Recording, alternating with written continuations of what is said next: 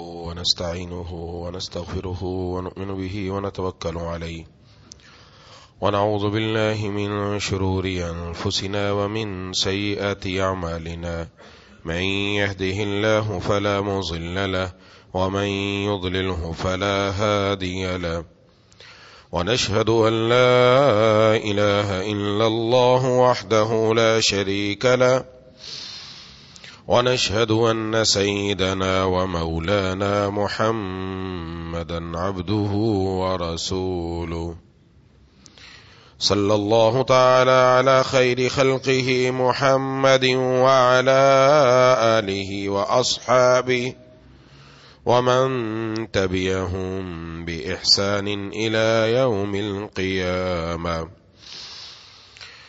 أما بعد فأعوذ بالله من الشيطان الرجيم بسم الله الرحمن الرحيم وإن طائفتان من المؤمنين اقتتلوا فأصلحوا بينهما فإن بغت إحداهما على الأخرى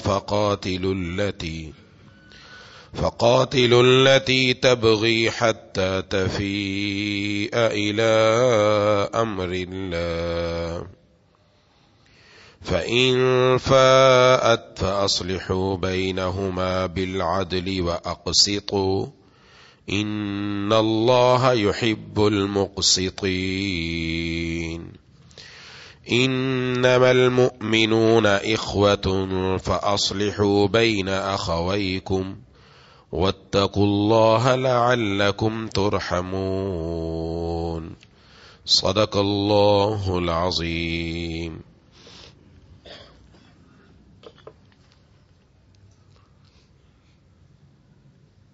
میرے دوستوں اور ساتھی، سورۃ الحجرات کی آیت نمبر 9 اور 10 تلاوت کی ہے.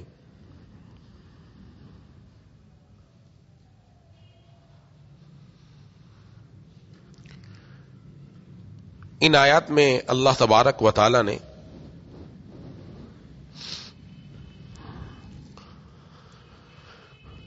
اصلاح معاشرے کے لیے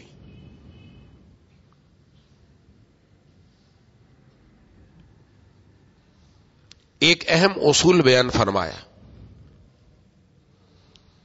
چونکہ تمام مسلمان ایمانی رشتہ اخوت میں جڑے ہوئے ہیں، ہر مسلمان دوسرے مسلمان کا بھائی ہے، اس کو کہتے ہیں ایمانی رشتہ اخوت. تو اب اگر ان کے درمیان آپس میں لڑائی ہو جائے، جھگڑا ہو جائے تو کیا کرنا چاہیے؟ اور آئے روز ایسے واقعات ہمارے سامنے، چاہے دو جماعتوں میں جھگڑا ہو جائے، دو قبیلوں میں جھگڑا ہو جائے، دو خاندانوں میں جھگڑا ہو جائے،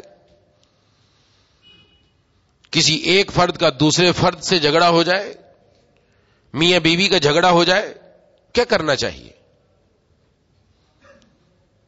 قرآن کریم میں اللہ تبارک و تعالی نے ارشاد فرمایا وَإِن طَائِفَتَانِ مِنَ الْمُؤْمِنِينَ اقْتَتَلُوا، اور اگر مسلمانوں کے دو گروہ آپس میں لڑ پڑے، فَأَصْلِحُوا بَيْنَهُمَا، ان دونوں کے درمیان صلح کراؤ. فَإِن بَغَتْ إِحْدَاهُمَا عَلَى الْأُخْرَى، اگر ان میں سے ایک گروہ دوسرے کے ساتھ زیادتی کرے تو فَقَاتِلُوا الَّتِي تَبْغِي، اس گروہ سے لڑو جو زیادتی کر رہا ہے، حتی تفیء الی امر اللہ، یہاں تک کہ وہ اللہ کے حکم کی طرف لوٹ آئے. فإن فاءت، اگر وہ لوٹ آئے تو فاصلحوا بینہما بالعدل واقسطوا، ان کے درمیان انصاف کے ساتھ صلح کرا دو اور ہر معاملے میں انصاف سے کام لیا کرو. ان اللہ یحب المقسطین، بے شک اللہ انصاف کرنے والوں سے محبت کرتا ہے. انما المؤمنون اخوہ، حقیقت تو یہ ہے کہ تمام مسلمان بھائی بھائی ہیں. فَأَصْلِحُوا بَيْنَ أَخَوَيْكُمْ، اس لیے اپنے دو بھائیوں کے درمیان تعلقات اچھے بناؤ. وَاتَّقُوا اللَّهَ، اللہ سے ڈرو. لعلکم ترحمون، تاکہ تمہارے ساتھ رحمت کا معاملہ کیا جائے۔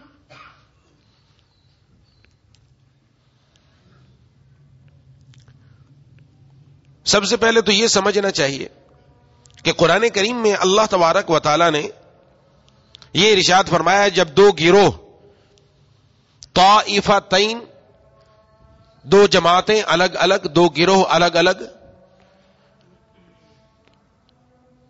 اور بعض حضرات نے فرمایا طائفہ کا اطلاق ایک آدمی پر بھی ہوتا ہے، تو جس سے پتہ چلا چاہے دو گروہ ہوں، دو فریق ہوں یا دو آدمی ہوں، ان میں جھگڑا ہو جائے تو فیصلہ کرنے کا حکم نہیں دیا، حکم ہے فَأَصْلِحُوا، صلح کراؤ۔ فیصلہ کرنے کا حکم نہیں دیا کہ فیصلہ کراؤ، نہ، صلح کراؤ، کیونکہ فیصلہ کرانے سے نتیجہ وہ نہیں نکلتا جو صلح سے نکلتا ہے۔ قرآن کریم میں اللہ تبارک و تعالی نے بڑی اہم بات ارشاد فرمائی، کیونکہ فیصلے کے اندر یہ بتایا جاتا ہے یہ ٹھیک ہے یہ غلط، بس اتنا فیصلہ ہو گیا، لہذا آپ کو پیچھے ہٹنا پڑے گا، یہ بندہ اوپر ہے یہ بندہ نیچے ہے، آپس کا جھگڑا ختم نہیں ہوتا، جھگڑا پھر بھی رہتا ہے، فیصلہ تو ہو گیا لیکن آپس کے دل کی کدورتیں، دل کی نفرتیں، دل کے اندر بغض و عداوت ویسے کا ویسا ہے۔ اور صلح کیا ہوتی ہے؟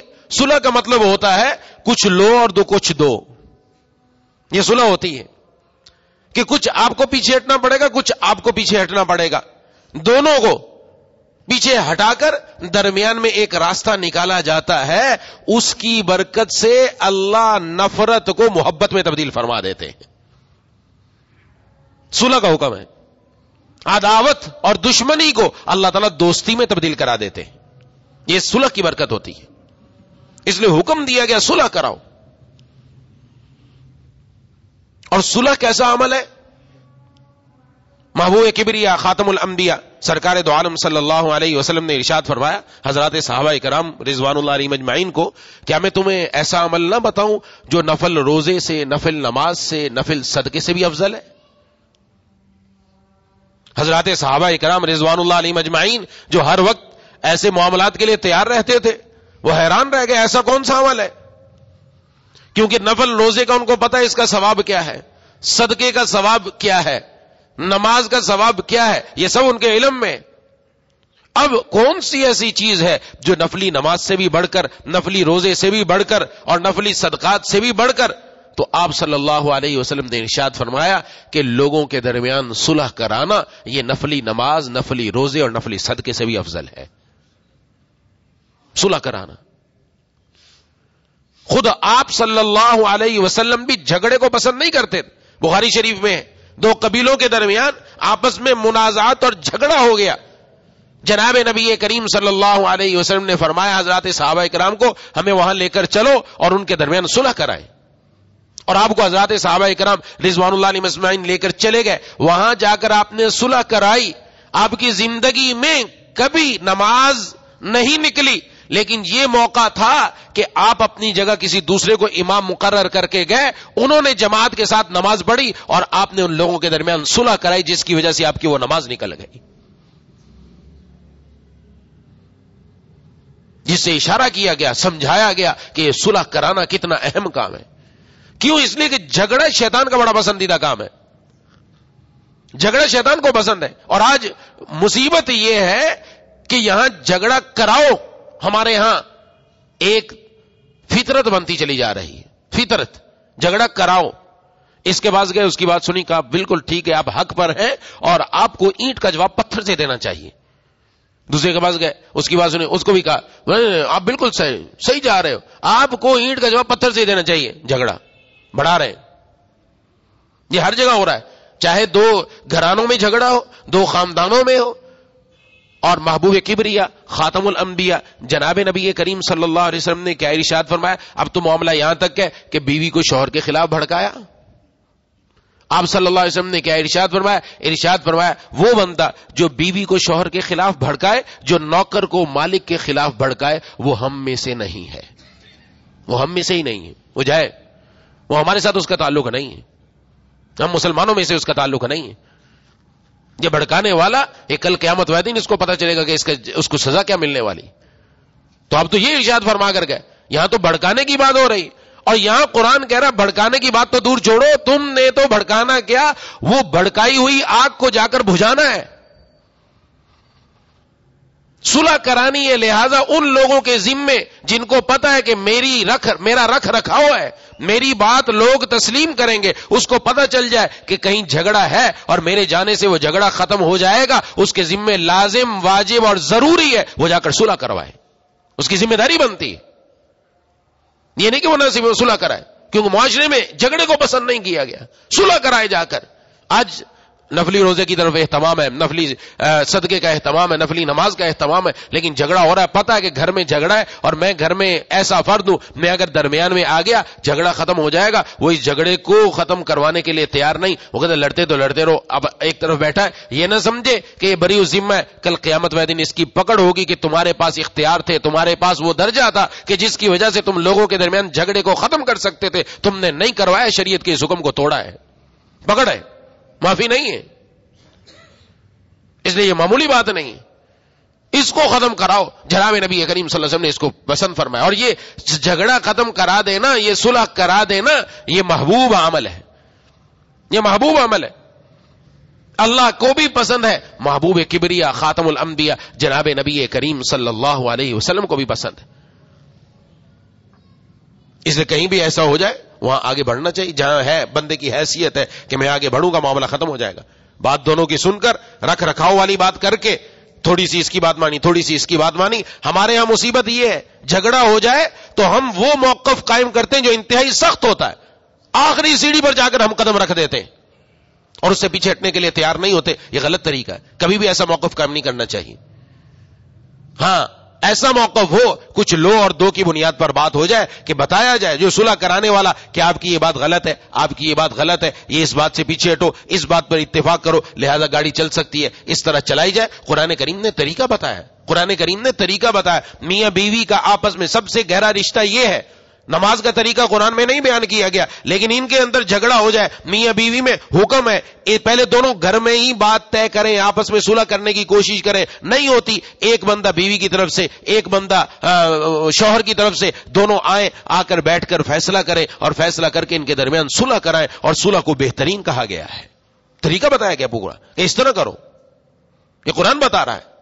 تو اس سے خود سمجھنا چاہیے کہ صلح کو معمولی معاملہ نہیں ہے. اور جناب نبی کریم صلی اللہ علیہ وسلم نے اسی پس منظر میں یہ سارے بات ارشادات فرمائے کہ آپ صلی اللہ علیہ وسلم کا اپنا ذاتی عمل, حضرات صحابہ اکرام رضوان اللہ تعالی علیہم اجمعین کا عمل, یہ ساری چیزیں تب ہیں جب دل میں ایمان پیدا ہو, جب دل میں اللہ تبارک و تعالی کی محبت پیدا ہو جائے. جس کو اللہ سے سچی محبت ہو جاتی ہے وہ اللہ کی عیال یعنی اللہ کی مخلوق سے بھی محبت کرنے والا ہو جاتا ہے, مخلوق سے بھی محبت ہو جاتی ہے. پھر وہ جھگڑا, آج تو نسل در نسل جھگڑے چلتے ہیں نا, یہ مصیبت ہے. یہ جھگڑا ہو گیا, انہوں نے کہا میں اس سے نہیں بولتا, آگے اولاد کو نسل ہے, تم نے بھی اس سے رشتہ قائم نہیں رکھنا, گئے تو تمہارے ساتھ بھی ختم. اب اولاد آگے اولاد کے ساتھ معاملہ کر رہی, پھر اولاد اولاد کے ساتھ کر رہی. حضرت شیخ الحدیث حضرت مولانا زکریا رحمۃ اللہ نے لکھا, فرمایا کہ دو آدمیوں میں جھگڑا تھا, جھگڑا چلتا رہا یہاں تک کہ ایک آدمی نے دوسرے پر دعویٰ کیا ہوا تھا, جس پر دعویٰ کیا تھا وہ فوت ہو گیا, وہ مدعا علیہ فوت ہو گیا. اب ہمارے ہاں تو سلسلہ کے چلتے رہنے دو, فوت ہو گیا تو نسلوں پر آگے چلو. تو اس نے اس فوت ہونے والے کی بیوی کو خط لکھا اور اس میں لکھا کہ تم اپنے شوہر کے اعتبار سے چھوٹی تھی, تم اس کی چھوٹی تھی, میرے لیے بھی چھوٹی ہو, یہ میں تمہیں پورا اختیار دیتا ہوں, جھگڑا تمہارے شوہر کے ساتھ تھا, تمہارے ساتھ نہیں, تم جو فیصلہ کرو مجھے منظور ہے, میں اسی پر کام کر دیتا ہوں. کہ جھگڑا آگے لے کر نہیں چلنا, ختم کر دینا ہے. اور جناب نبی کریم صلی اللہ علیہ وسلم نے ارشاد فرمایا جو آدمی جھگڑے میں حق پر ہے, دو آدمیوں کے درمیان آپس میں معاملات خراب ہو گئے, ہو جاتے ہیں, اس سے انکار نہیں کہ نہ ہو گئے, لیکن ایک بندہ حق پر تھا, حق پر ہوتے ہوئے بھی پیچھے ہٹ گیا اس وجہ سے کہ جھگڑا نہ ہو, فساد نہ ہو, اختلاف نہ ہو, آپ صلی اللہ علیہ وسلم نے ارشاد فرمایا میں اس کو خود ضمانت دیتا ہوں جنت کے بیچوں بیچ محل دلوانے کی. کیا آپ صلی اللہ علیہ وسلم ضمانت دے رہے ہیں؟ اس سے بڑھ کر اور کیا چاہیے ہمارے لیے؟ اس لیے خدا کے لیے یہ بات ذہن میں رکھیں, یہ اس عمل سے ہم بہت پیچھے ہٹ چکے ہیں. جہاں ہے کہ آپس میں کوئی معاملہ گڑبڑ ہو رہا ہے اور مجھے پتا ہے کہ میرا وہ درجہ ہے کہ میں ان کے درمیان آ جاؤں تو معاملہ رفع دفع ہو جائے گا, وہ جو آگ لگی ہوئی ہے وہ ختم ہو جائے گی, بیچ میں آ جانا چاہیے. آ کر کچھ اس کی بات سنی کچھ اس کی بات سنی, معاملے کو ٹھنڈا کر کے ان کے درمیان صلح کرا دی. سبحان اللہ, بڑا بہترین عمل ہے, اللہ کو بھی محبوب ہے, جناب نبی کریم صلی اللہ علیہ وسلم کو بھی محبوب ہے. اور آپ صلی اللہ علیہ وسلم کیا ارشاد فرما رہے ہیں, یہاں حکم دیے گئے. لیکن بسا اوقات ایسا ہوتا ہے کہ صلح کرانے کے بات ہی نہیں مان رہا, اب کیا کریں, اب کس کا ساتھ دیں؟ تو قرآن کریم نے اس کو بھی بیان کیا. اب دیکھو حق پر کون ہے اور ناحق کون ہے, بڑی اہم بات ارشاد فرمائی.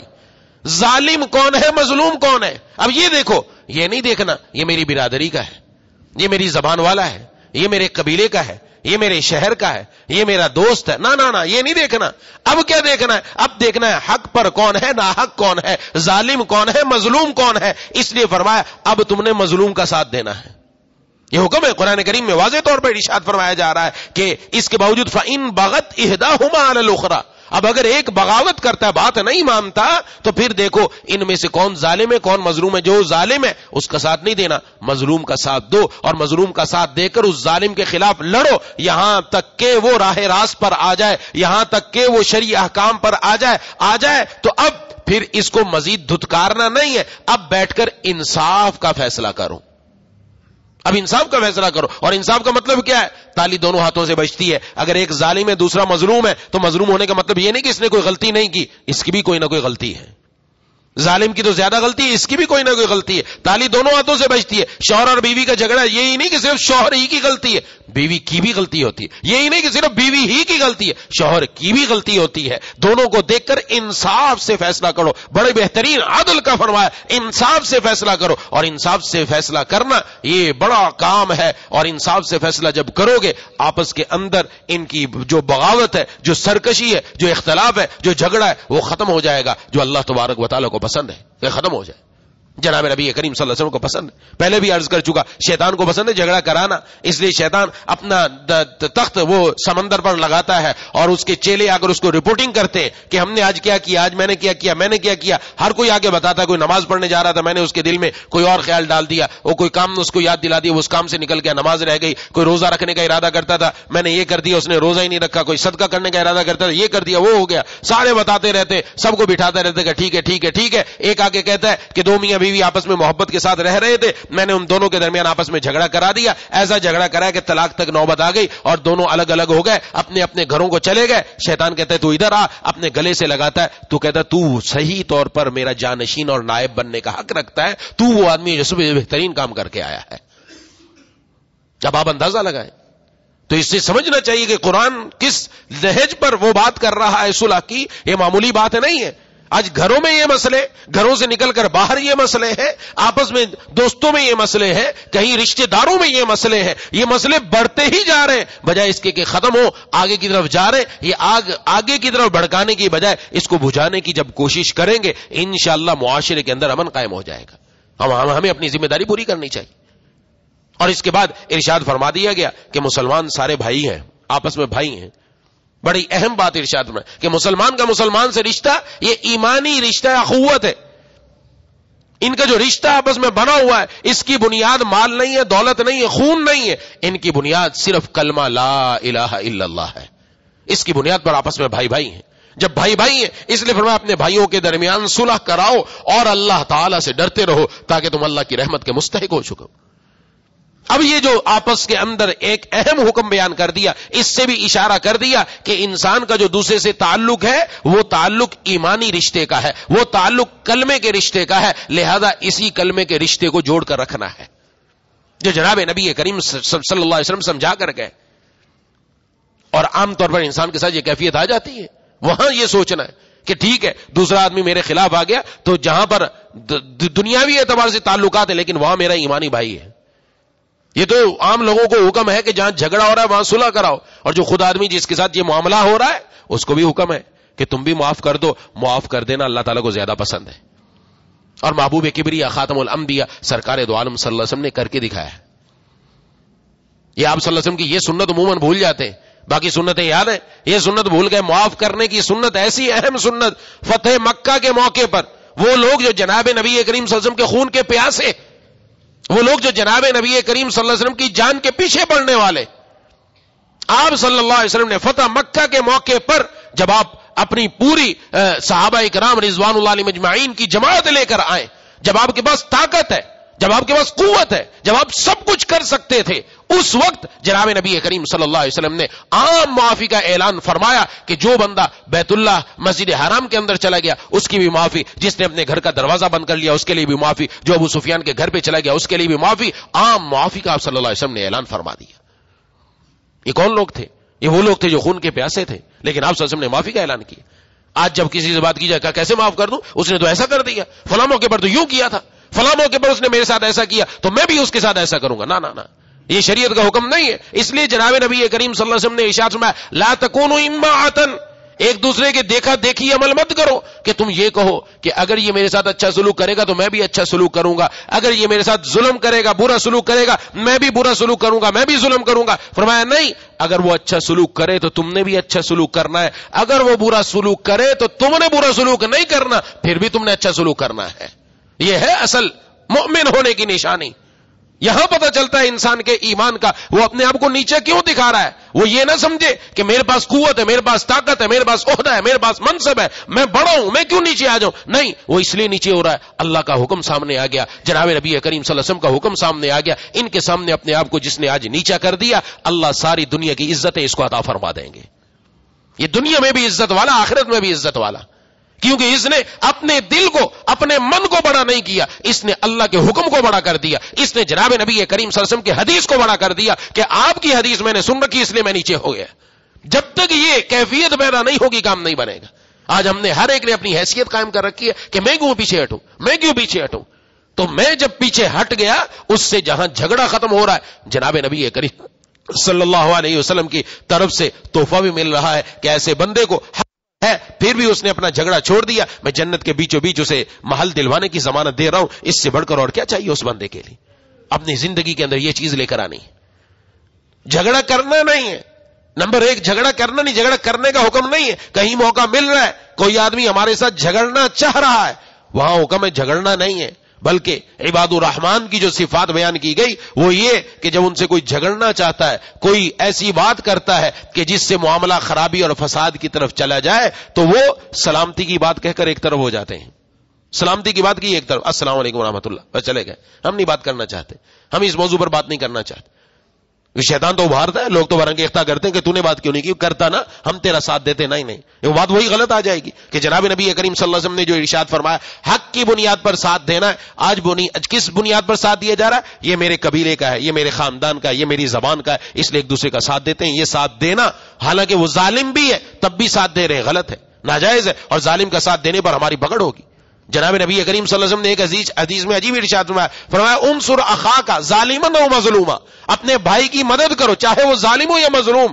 حضرات صحابہ کرام نے عرض کیا مظلوم کی مدد تو سمجھ آتی ہے، جو ظالم ہے اس کی مدد کیسے کریں؟ فرمایا ظالم کی مدد یہ کہ اس کا ہاتھ جا کر روک دو، کہ ظلم نہ کر۔ اس کے ساتھ مدد یہ ہوئی کہ وہ ظلم کر کے اپنی قبر اور اپنی آخرت خراب کر رہا ہے، وہ اپنے لیے جہنم خرید رہا ہے، وہ اللہ کے غضب کو لے رہا ہے۔ تمہاری اس کے ساتھ مدد یہ ہے کہ اس کو جا کر روک دو، اس کو جا کر سمجھا دو، تمہارے سمجھانے پر اگر وہ سمجھ جاتا ہے یہ اس کے ساتھ تمہاری بہت بڑی مدد ہے کہ تم نے اس کو قبر اور آخرت کے عذاب سے بچا لیا۔ اس سے بڑھ کر اور کیا مدد ہو سکتی ہے؟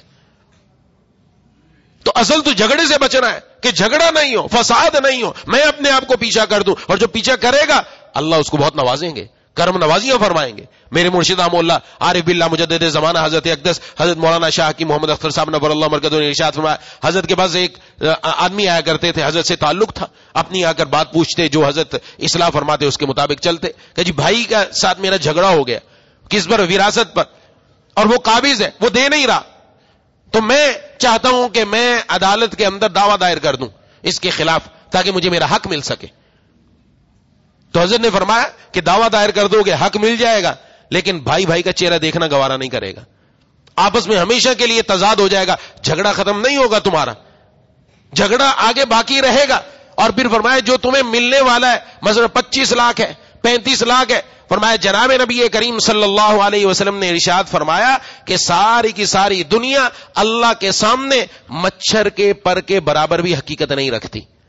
ساری دنیا کی بات کی گئی، مچھر کے پر کے برابر بھی نہیں۔ فرمایا جو تجھے دنیا ملنی ہے ذرا سوچ لے وہ مچھر کے پر کا کون سا حصہ بنتا ہے، جو اللہ کے نزدیک کوئی قیمت نہیں ہے، اس کے اوپر جھگڑا کرو گے، چھوڑ دو تم اس کو، جھگڑا نہیں کرو، اللہ تبارک و تعالیٰ اور زیادہ دیں گے۔ بات مان لی. ویسے تو انسان کے اندر ہوتا ہے, لیکن جب کسی کے ساتھ تعلق ہو, دین پر چلنے کا ارادہ کر لے, تو اللہ تعالیٰ یہ ہمت عطا فرماتے ہیں, بندہ اپنے نفس کو دبا دیتا ہے, اپنے دل کی تقاضوں کو دبا کر رب کے حکم پر عمل کر لیتا ہے, تاکہ کیونکہ صلح افضل ہے, صلح بہتر ہے. پیچھے ہٹ گئے تو چند مہینوں کے بعد انہوں نے پھر خود حضرت کو بتایا کہ الحمدللہ بھائی خود آئے تھے میرے پاس, معافی تلافی بھی کر کے گئے ہیں, جتنا میرا حق بنتا تھا اس سے 5 لاکھ مزید اور بھی دے کے گئے ہیں, مجھے میرا حق بھی مل گیا اور بھی مل گیا, اور بھائی کے ساتھ رشتہ بھی نہیں ٹوٹا, وہ رشتہ بھی الحمدللہ برقرار ہے. اللہ تبارک و تعالیٰ کسی کا حق جانے نہیں دیتے. رب کے لیے جو اپنے آپ کو نیچا کر دیتا ہے, اللہ اس کو ایسی جگہ سے دیتے ہیں کہ اس کو وہم و گمان بھی نہیں ہوتا. یہ تو میں نے ایک مثال عرض کی ہے, ہر معاملے کے اندر دیکھنا چاہیے. یہ صرف اتنے مال کے معاملے میں نہیں, آج تو بہت زیادہ جھگڑوں کی کیفیت بڑھ گئی. اپنے گھروں میں سکون پیدا تب ہوگا جبکہ قرآن کے اس حکم پر عمل ہو. جھگڑا ہو رہا ہے, اس جھگڑے کو ختم کریں, جتنا ہو سکے صلح صفائی کے ساتھ ہو, کہ گھر کے اندر معاملات صلح صفائی کے ساتھ رہے, آپس میں اتحاد رہے, اتفاق رہے, محبتیں قائم رہے. اس سے اللہ اور اس کے رسول خوش ہوتے ہیں. جب یہ معاملہ ہوگا, ہر ایک دوسرے پر جان نچھاور کرنے والا ہوگا, ہر ایک دوسرے کو دیکھنے والا ہوگا, ہر ایک دوسرے کے دکھ درد میں شامل ہونے والا ہوگا. یہ والی چیز آج کل ہمارے اندر سے کم ہوتی چلی جا رہی کہ بھائی کے ساتھ کوئی معاملہ ہوگا وہ جانے, اس کا کام جانے, ہم کیا دیکھیں. نہ بھتیجے کے ساتھ کوئی معاملہ ہوا وہ دیکھے وہ جانے, ہمارا کیا کام ہے. نہ اصل تو وہ ہے کہ اپنے بندوں میں سے پتہ چلا فلاں کو کچھ ہو گیا, فوراً وہاں پہنچے اس کی مدد کے لیے, اس کی مدد کرنے کے لیے. جناب نبی کریم صلی اللہ علیہ وسلم نے ارشاد فرمایا, المسلم اخو المسلم لا یظلمہ. مسلمان کا بھائی ہے, وہ مسلمان کا بھائی ہونے کا تقاضا کیا, نہ تو وہ اس پر ظلم کرتا ہے اور نہ ہی اس کو بے یار و مددگار چھوڑتا ہے. وہ بے یار و مددگار بھی نہیں چھوڑتا, اس کے پاس آتا ہے, اس کی مدد کرتا ہے. کسی قسم کی ضرورت ہو, یہ ضرورت نہیں کہ پیسہ ہی خرچ کیا جائے, کسی آدمی کو تسلی کے 2 جملے بول دیے جائیں, اس سے بھی اس کی ہمت بڑھ جاتی ہے. کسی کی جا کے پیٹھ پر ہاتھ رکھ دیا جائے, وہ مظلوم ہے بیچارہ, وہ اس وقت اپنا بدلہ نہیں لے سکتا, مظلوم ہے. مظلوم کی بات کر رہا ہوں, ظالم کی نہیں. ظالم کی پیٹھ پر ہاتھ نہیں رکھنا, مظلوم ہے, ہمیں پتہ ہے اس کا حق دبایا گیا, اس کی پیٹھ پر جا کر ہاتھ رکھ دیا جائے, اس کو تسلی کے 2 جملے بول دیے جائے. اس سے اس کے دل میں جو ٹھنڈک پڑ جاتی ہے نا, اس کو ہم نہیں جانتے کہ وہ دل میں ٹھنڈک کیا پڑتی ہے. اس وقت اس کے دل سے جو دعائیں نکلیں گی, اس سے ہمارا کام بن جائے گا. آج تو مصیبت ہے کہ وہاں جا کر بجائے اس کے کہ ہم اس کے پیٹھ پر ہاتھ رکھے, ہم تو کچھ اور ہی اپنے مشورے دینا شروع کر دیتے. تو ایسا کر لے, ایسا کر لے, جھگڑا بڑا آگے کر, یہ ہو جائے گا, وہ ہو جائے گا. ایسا نہیں کرنا. تو قرآن کریم میں جناب نبی کریم اللہ تبارک و تعالیٰ نے جو ارشاد فرمایا, اور محبوب کبریا خاتم الانبیاء سرکار دو عالم صلی اللہ علیہ وسلم نے اپنے عمل سے اور اپنے قول سے یہ 2 بات ارشاد فرمائی, وہ یہ کہ مسلمانوں کے درمیان صلح, صفائی, اتفاق, اتحاد, محبت یہ پسندیدہ عمل ہے. ان کے درمیان جھگڑا نہیں. یہ جھگڑا ایسی چیز ہے, اسی حدیث میں ارشاد فرمایا جو شروع میں نے عرض کی کہ جناب نبی کریم صلی اللہ علیہ وسلم نے ارشاد فرمایا, کیا میں تم کو نہ بتلاؤں ایسا عمل جو نفلی نماز سے, نفلی روزے سے, نفلی صدقے سے افضل ہے. حضرات صحابہ کرام نے عرض کیا, کیوں نہیں, بتائیے. اس لیے کہ وہ تو مشتاق رہتے ہیں کب ایسا عمل ملے. تو آپ نے فرمایا 2 آدمیوں کے درمیان صلح کرا دینا, جھگڑنے والوں کے درمیان صلح کرا دینا, یہ نفلی روزے, نفلی نماز, نفلی صدقے سے بھی افضل ہے. اور پھر آگے ارشاد فرمایا, جھگڑا دین کو موڑ دینے والا ہے. ایک حدیث میں فرمایا, میں یہ نہیں کہتا کہ جھگڑا بالوں کو موڑ دیتا ہے, بال کو نہیں موڑتا, دین کو موڑ کر رکھ دیتا ہے. اور آج ہی ہو رہا ہے, دین کو موڑ کر رکھ دیتا ہے. دین انسان کے ہاتھ سے نکل جاتا ہے, ایمان ہاتھ سے نکل جاتا ہے, اور انسان نہ جانے کن کن رستوں میں پڑ جاتا ہے. بہت زبردست بات ارشاد فرمائی. اس لیے اپنا حق لینا ہے, اپنے اللہ کے سامنے عرض کر دے. تو ایک طرف تو ہر آدمی کے لیے, ہم میں سے ہر آدمی کے لیے کوشش کرے جھگڑا نہ ہو. اگر کوئی جھگڑنا چاہ رہا ہے ہم سے اور ہمارا حق دبا رہا ہے, جناب نبی کریم صلی اللہ علیہ وسلم کے ارشادات کو سامنے رکھ کر کوشش کی جائے کہ میں جھگڑے کو بڑھاؤں نہیں, اس جھگڑے کو ختم کروں. اور جو تیسرا بندہ ہے جو دیکھ رہا ہے کہ ان کے درمیان جھگڑا ہو رہا ہے اور اس تیسرے آدمی کے اندر یہ صلاحیت ہے, وہ ایسے درجے کا انسان ہے, وہ ایسا رکھ رکھاؤ والا انسان ہے, وہ بیچ میں آ جائے, جھگڑا ختم ہو جائے گا. دونوں فریق اس کی بات مان لیں گے, اس کے ذمہ لازم, واجب اور ضروری ہے وہ بیچ میں آئے اور ان 2 مسلمانوں کے درمیان, ان 2 فریقوں کے درمیان, ان دونوں میاں بیوی کے درمیان, ان دونوں خاندانوں کے درمیان جھگڑے کو ختم کرا کر ان دونوں کے درمیان صلح کرنے کی کوشش کرے.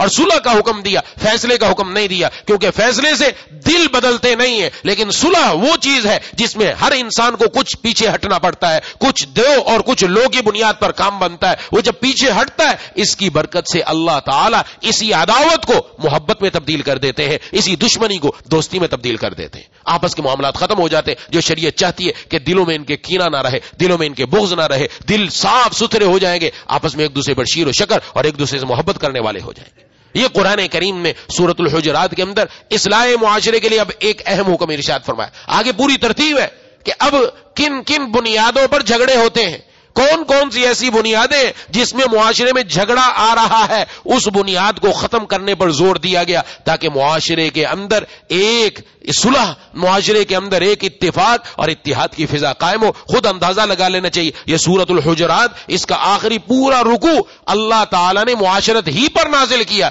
کہ تم نے آپس میں رہنے سہنا کہنا ہے کیسے ہے، اور کہاں کہاں کس کس وجہ سے آپس میں جھگڑا ہو سکتا ہے، تکلیف پہنچ سکتی ہے، اس موقع پر کرنا کیا ہے، وہ قرآن حدیث نے ہمیں اس میں رہنمائی کی ہے. دعا ہے کہ اللہ تعالیٰ مجھے اور آپ کو ان باتوں پر عمل کرنے کی توفیق عطا فرمائے. وآخر دعوانا ان الحمدللہ رب العالمین. یا نعبد و یا نستعین اهدنا الصراط المستقیم صراط الذین انعمت علیہم غیر المغضوب علیہم ولا الضالین. اللهم صل علی سیدنا مولانا محمد وعلى آل سیدنا مولانا محمد وبارک وسلم. ربنا اغفر لنا ذنوبنا وكفر عنا سیئاتنا وتوفنا مع الابرار. یا الہ العالمین، یا ارحم الراحمین، یا ذا الجلال والاکرام، یا اللہ ہم سب کے تمام صغیرہ کبیرہ گناہ کو معاف فرما دیجیے، ہماری حاضری کو اپنی بارگاہ میں قبول و مقبول فرما دیجیے. مولا کریم الہ العالمین، ہماری ہمارے والدین کی، بیوی بچوں کی، بہن بھائیوں کی، دوستوں احباب کی، تمام رشتہ داروں کی، اہل پاکستان کی، پوری امت مسلمہ کی مغفرت فرما دیجیے.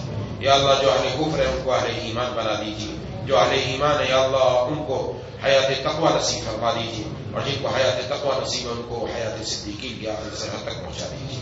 مولا کریم الہ العالمین، اے ارحم الراحمین، ہم میں سے جو بیمار ہیں، گھروں میں جو بیمار ہیں، دوستوں احباب میں جو بیمار ہیں، جنہوں نے بیماروں کے لیے دعا کے لیے کہا، یہ کہنا چاہتے تھے نہیں کہہ سکے، امید رکھتے ہیں یا پیغام پہنچایا نہ پہنچ سکا، یا اللہ سب کو شفائے کاملہ عاجلہ مستقبلہ عطا فرما دیجیے. جمیل بھائی فروٹ والے ان کا آپریشن ہوا ہے، ان کے لیے دعا فرمائیں.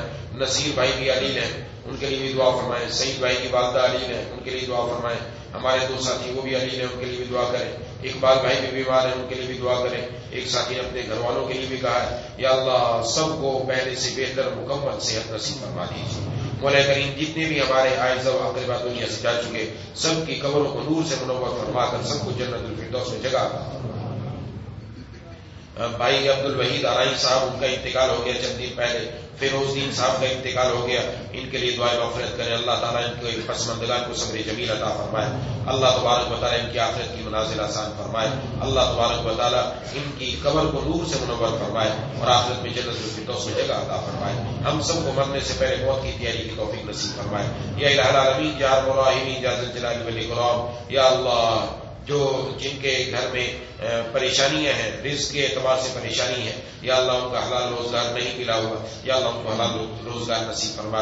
جن کو حلال روزگار ملا ہوا ہے ان کی روزی میں برکت عطا فرما. یا اللہ اس دور کے اندر معاشی اعتبار سے ہر مسلمان پریشان حال ہے. یا الہ العالمین، یا ارحم الراحمین، رزاق آپ کی ذات ہے. یا اللہ اپنے غیب کے خزانوں سے تمام مسلمانوں کی یا اللہ ماہانہ، روزانہ اور سالانہ جتنی بھی اخراجات ہیں بآسانی اپنے غیب کے خزانوں سے پورے فرما دیجیے. یا اللہ دنیا میں کسی کے سامنے ہاتھ نہ پھیلانا پڑے. مولا کریم الہ العالمین، یا ارحم الراحمین، یا ذا الجلال والاکرام، یا اللہ یا مالک الملک، یا احکم الحاکمین، یا اللہ ہمیں ہماری اولاد کو ہماری آنکھوں کی ٹھنڈک بنا دیجیے. یا اللہ ہمیں اپنے والدین کی آنکھوں کی ٹھنڈک بنا دیجیے. ہمارے والدین کی ہر بیماری، دکھ، درد، تکلیف دور فرما دیجیے. مولا کریم الہ العالمین، یا ارحم الراحمین، یا ذا الجلال والاکرام، یا اللہ جیسا آپ چاہتے ہیں ویسا ہم سب کو بنا دیجیے.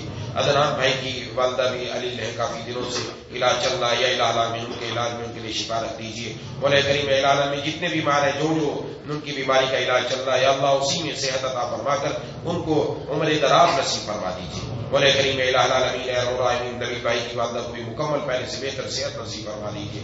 اے الہ العالمین، یا ارحم الراحمین جتنے بھی ساتھی یہاں موجود ہیں، ہم سب کے دلوں میں جتنی جائز تمنا ہے یا اللہ آج اپنے فضل سے پوری فرما دیجیے. کسی کو یا الہ العالمین کسی کے سامنے جا کر ہاتھ نہ پھیلانا پڑے. یا اللہ دنیا کی ضرورتیں بھی پوری فرما. یا اللہ آخرت میں بھی اونچے مراتب نصیب فرما.